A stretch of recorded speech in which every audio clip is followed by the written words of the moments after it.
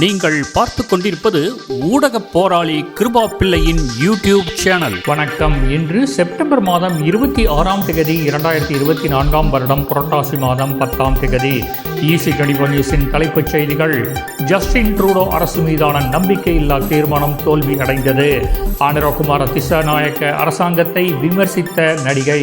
முன்னாள் ஜனாதிபதி ரணில் விக்ரமசிங்கவுக்கு நன்றி தெரிவித்த அனுர அரசாங்கம். இலங்கையின் ஜனாதிபதியாக அனுரகுமார ஆனதில் அதிருப்தியில் இந்தியா. ஓய்வூதிய உரிமையை இழந்த 85 பாராளுமன்ற உறுப்பினர்கள். பிரதமரை சந்திக்க டெல்லி சென்றார் தமிழக முதல்வர். பாராசிட்டமல் உள்ளிட்ட 53 மருந்துகள் தரமற்றவை என தரநிலை சோதனையில் உண்மை வெளியானது. வேட்டையன் படம் பற்றி இயக்குனர் ஞானவேல் கொடுத்த அப்டேட். இனி ஈசி 24 நியூஸின் விரிவான செய்திகள். கனடாவில் பிரதமர் ஜஸ்டின் ட்ரூடோவுக்கு மக்கள் ஆதரவு குறைந்து வருகிறது. ட்ரூடோவின் லிபரல் கட்சிக்குள்ளேயே அவருக்கு எதிர்ப்பு உருவாகியுள்ளது. கனடாவின் எதிர்க்கட்சியான கன்சர்வேட்டிவ் கட்சி நேற்று ட்ரூடோ அரசு மீது நம்பிக்கையில்லா தீர்மானம் கொண்டு வந்தது. 2 முக்கிய கட்சிகள் நம்பிக்கையில்லா தீர்மானத்துக்கு ஆதரவளிக்காததால் ட்ரூடோவின் ஆட்சி தப்பியுள்ளது. கடந்த ஜனாதிபதி தேர்தலில் ஐக்கிய மக்கள் சக்தியின் ஜனாதிபதி வேட்பாளர் சஜித் பிரேமதாசவின் வெற்றியை ஆதரித்து பேசிய நடிகை தமிதா அபேரத்ன, மோட்டார் சைக்கிளுக்கு சாரதி அனுமதி பத்திரம் இருப்பது என்பதற்காக விமானத்தினை செலுத்துங்கள் என்றால் என்ன நடக்கும் என்று காத்திருந்து பார்ப்போம் என்று அனுரகுமார அரசாங்கத்தை விமர்சித்துள்ளார். ஜனாதிபதி தேர்தல் தோல்வியின் பின்னர் அவர் இவ்வாறு கருத்து தெரிவித்துள்ளார். எதிர்வரும் கால பகுதிக்கு தேவையான ஏற்பாடுகள் அரசாங்கத்திடம் உள்ளதாக அனுரகுமார தலைமையிலான புதிய அரசாங்கத்தின் தேசிய மக்கள் சக்தியின் தேசிய செயற்குழு உறுப்பினர் சத்துரங்க அபேசிங்கே தெரிவித்துள்ளார். வரவிருக்கும் காலத்திற்கு தேவையான எரிபொருள் மற்றும் எரிவாயு கொள்வனவுகள் செய்யப்பட்டுள்ளதாகவும் அதற்கான பணம் அரசாங்கத்திடம் இருப்பதாகவும் அரசாங்கத்தை சீர்குலைக்கும் நோக்கில் முன்னாள் ஜனாதிபதி ரணில் செயல்படவில்லை என்றும் அதற்காக அவருக்கு நன்றி தெரிவிக்க வேண்டும் எனவும் தெரிவித்துள்ளார். இலங்கையின் ஜனாதிபதியான அனுரகுமாரவிற்கு இந்தியா, சீனா உள்ளிட்ட பல்வேறு நாட்டின் தலைவர்கள் வாழ்த்துக்களை தெரிவித்தாலும் மோடி அரசாங்கம் அதிருப்தியில் உள்ளதாக கூறப்படுகிறது.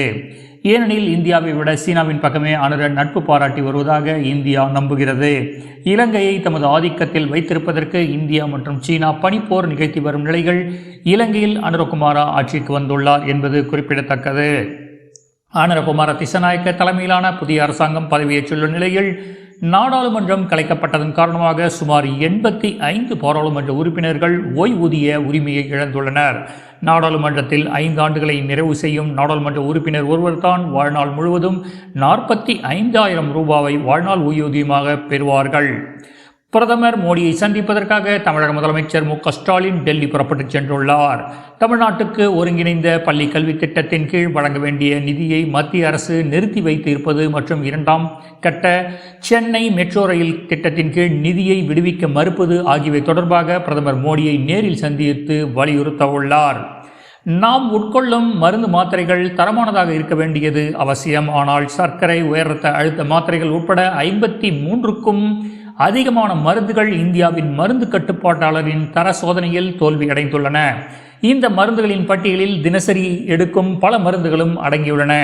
அதன்படி விட்டமின் சி மற்றும் D3 மாத்திரைகள், ஷில்கால், விட்டமின் பி காம்ப்ளெக்ஸ் மற்றும் விட்டமின் சி, ஆன்டிஆசிட் பேண்டி, பாராசிட்டமல், IP 500 mg நீரிழிவு எதிர்ப்பு மருந்து, உயர் இரத்த அழுத்த மருந்து மற்றும் பல அடங்கும். பாராசிட்டமல் மாத்திரைகளும் தரமற்றவையாக இந்த சோதனையில் உறுதி செய்யப்பட்டு மக்கள் இவற்றை எடுக்கக்கூடாது என மத்திய மருந்துகள் தரநிலை கட்டுப்பாட்டு அமைப்பு எச்சரித்துள்ளது.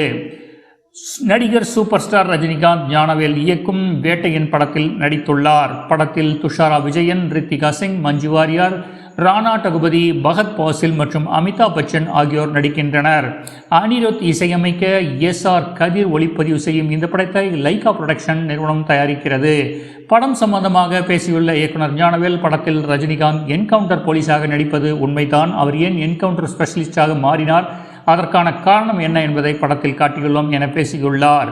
வேட்டையன் திரைப்படம் வரும் அக்டோபர் மாதம் 10ஆம் தேதி ரிலீஸ் ஆகும் என அறிவிக்கப்பட்டுள்ளது. ரிலீஸுக்கு இன்னும் 15 நாட்களுமே உள்ள நிலையில் படத்தின் ப்ரமோஷன் பணிகள் தொடர்ந்து நடந்து வருகின்றன.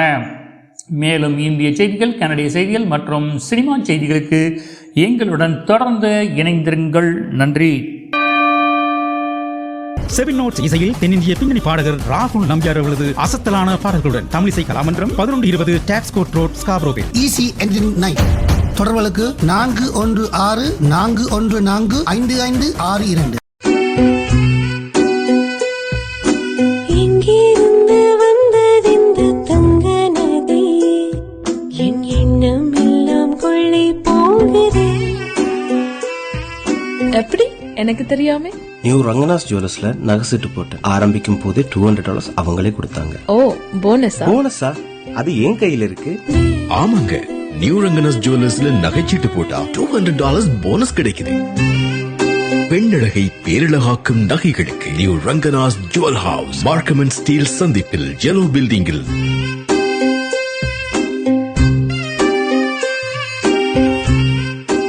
செய்திகளை உடனுக்குடன் தெரிந்து கொள்ள எமது இணையதளமான easy24news.com இணையதளத்தை பார்வையிடுங்கள்.